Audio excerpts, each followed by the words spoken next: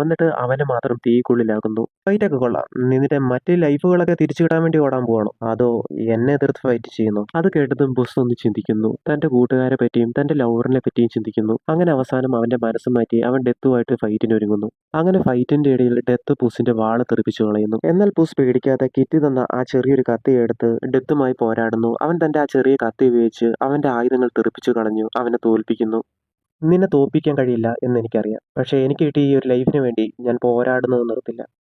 ഏഹ്, വീണ്ടും പോയി. നിന്റെ കടയിലെ ആ ഭയമാണ് എനിക്കിഷ്ടം.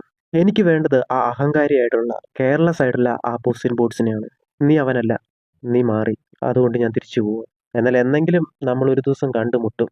ഇന്ന് ഈ മാപ്പ് നീ വെച്ചോ. നിനക്ക് വിശ്വസിക്കാൻ പറ്റിയ ഒരാളെ വേണമെന്ന് നീയല്ല ആഗ്രഹിച്ചെ. അങ്ങനെ ഒരാളെ എനിക്ക് കിട്ടി. അതുകൊണ്ട് ഈ മാപ്പിനെ എനിക്ക് വേണ്ട.